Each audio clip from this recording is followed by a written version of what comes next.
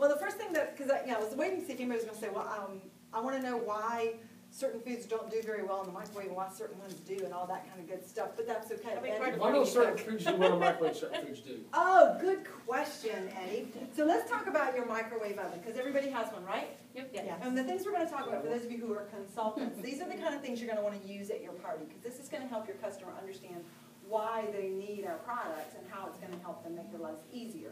Our goal at our parties is to help people learn how to save time and how to save money and how to live a better life and by eating healthier. And that's really and truly what the microwave can be, because most people that have microwave ovens, they use it for defrosting, heating up those TV dinners, reheating your coffee, boiling some water, popping some popcorn. Is that about right for most of you? And if that is what you're using it for, then what you have is a very expensive popcorn popper. So what we want to do is try to show you how to get the most benefit of it and how it can actually help you eat healthier and be able to save time and money at the same time. So the first thing you need to know about your microwave is that it is a six-sided metal box. Six-sided metal box. And if you look at it, you go, well, yeah, I guess I can see that, but then there's that window in the front, so how can it be six sides of metal? Well, actually, inside of this window here, there is a metal screen, and that's what keeps the microwaves from popping out. So really and truly, the chances that you're going to get any kind of radiation poisoning from standing around your microwave or using it is about the chance that you're going to get sunburned at full moon at the middle of the night outside. And I don't know about you, but we don't usually have to put too much sunscreen on to stand out and get our sun, do our sunbathing at midnight. So it's really not going to be a problem, because the microwave ray itself is about 1.5 inches long, and it's about the width of a pencil or your little finger. So I kind of look at it that this is about what a microwave ray looks like. Okay? And so what microwave rays do is they are searching for 3 types of molecules, which they are going to. I had a scientist at a party one time. She told me I used the wrong word, but I think that they get agitated. She says that's not what they do, but I say they get agitated. Anyway, they get kind of excited, and they start doing like this, and then they start rubbing against each other. When they rub against each other, they rub your hands together, what happens? Friction. Friction, and that creates Heat. And that's exactly how your microwave cooks. It looks for molecules of 3 things. Anybody know what they are? Brownie's one. Fat is one. Fat is the number one. Excellent. Sugar is the second one. Water is the third. Fat, sugar, and water. Those are the 3 molecules that microwaves are attracted to, and when they find them, it causes them to get all excited, and they start bumping up against each other, and they create heat, and that's how they cook. And so if it only goes in 1.5 inches, then you've got to prepare your food in such a way that it can get further inside, which is why sometimes when you go to cook things in the microwave, the outside gets really, really done, and the inside stays raw, because it can't get to the center, which is all why the way you place the food makes a big difference. All right, so in our microwave, we have 6 sides metal box. In the top up here, there's a little generator or motor. This is where the microwaves are created. And there's a fan there. So when you hear that humming sound, it's a fan, and it goes around like this. And the microwaves hit it because it's also metal, and it shoots them out into all different directions. It hits all of the sides of the box. It keeps bouncing around, looking for that fat and sugar, which is why you never operate your microwave without food in it, because otherwise it doesn't have any place to go. And this is what it's going, that's why you, and that's how you cook your food. Is it's in there, and it's bouncing around, bouncing around, bouncing around. Boom, that's it, okay? So that's just like a short lesson on how it cooks. Now, when we cook on high power in our microwave, which is typically, I'll go, walk away, right? That's what we all do. And that's like cooking it high on your stovetop. So what kind of things do you do at high on your stovetop? Everything. Everything on the stove. You just turn your stove on high and leave everything. Okay, you're usually going to boil your water, anything you want to burn, you want to get, you're in a hurry, you want to melt it fast.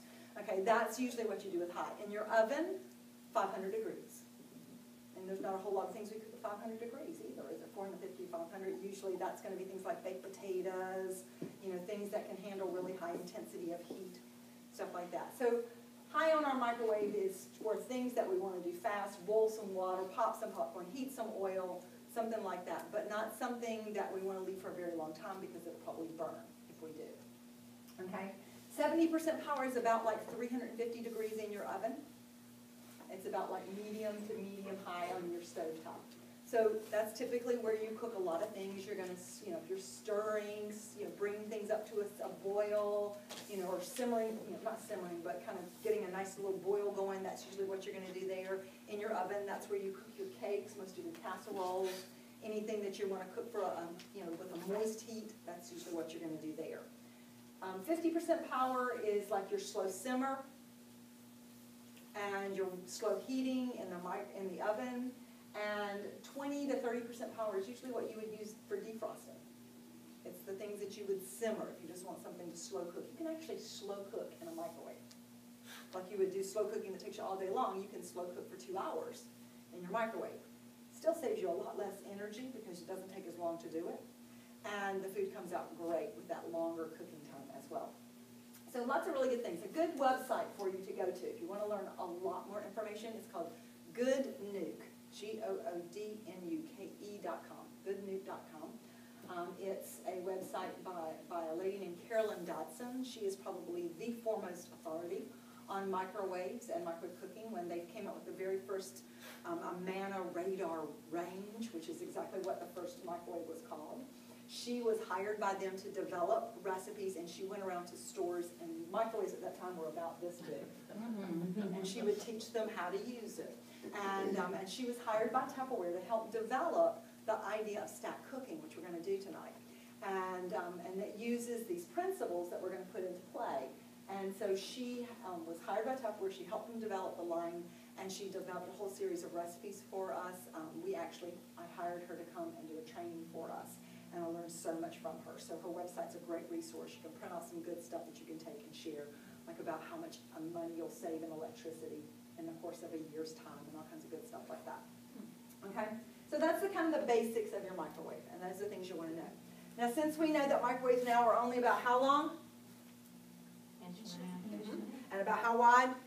And so we know that now we've got to figure out how to put our food into the put our containers. So what's going to be the best shape for your microwave? Round. A container, yes, round. A round container is the best shape to use for your microwave. So about 1.5 inches in, about 1.5 inches in. It's still not touching, which is why a lot of times we use a ring in the middle as a locator so that we get 1.5 inches in from this way and 1.5 inches from the outside. They meet in the middle, that way everything gets cooked all the way around. So typically when you're placing food in the microwave, you're going to want to put it in more of a ring shape, always leaving a little bit of a hole in the center for a lot of the things that you're going to cook. Now, of course, we're going to use our pasta cooker, which is not necessarily round, but I'll tell you why that is when we get to that. The first recipe we're going to fix is we're going to actually use the stack cooking concept. And we're going to make a 3-course meal in the microwave in 25 minutes. Okay?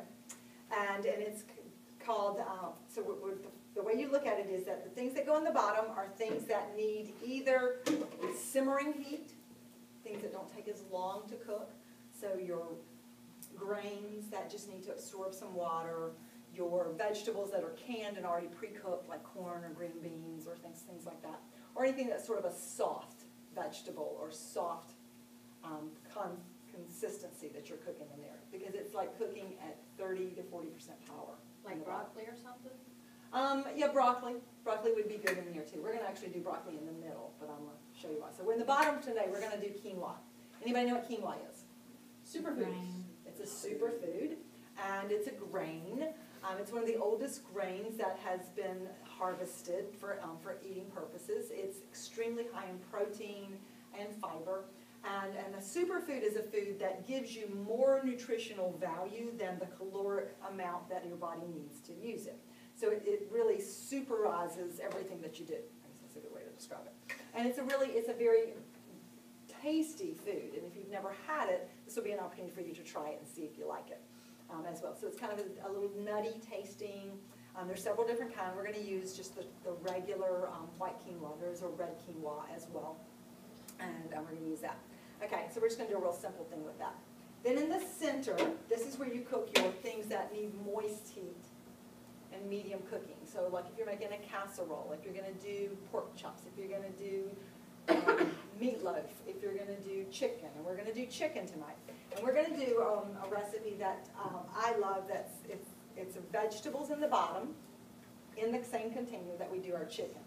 So what happens is as the chicken cooks, the juice in the chicken flavors your vegetables, which means you can use less salt in your cooking, which is going to be healthier for you.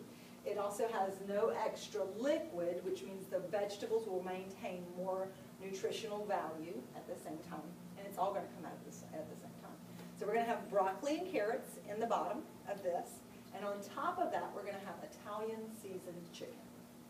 We're using boneless chicken breast.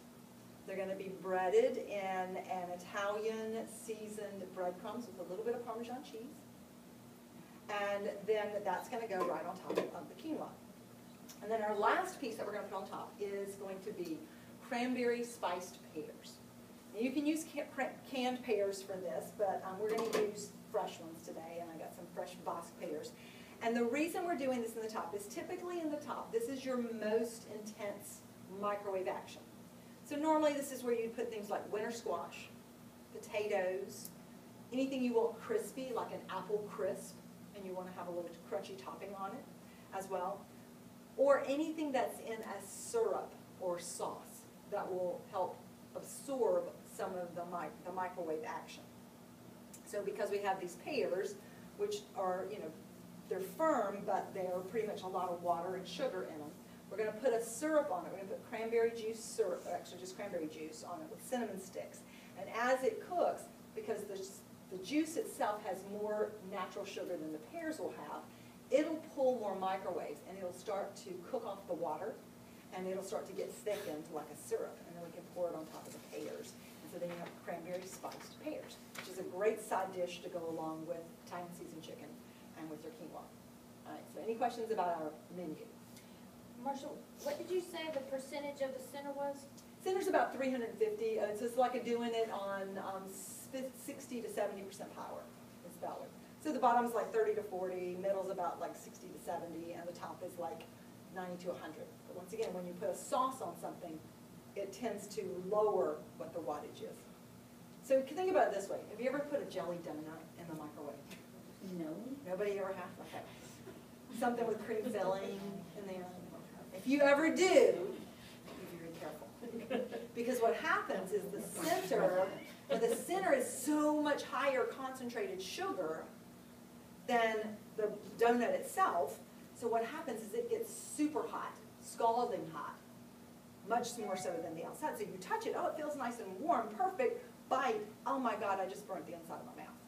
Okay, I have not done it, but I'm just telling you that that's what will happen. All right, so we're going to let you guys help me out.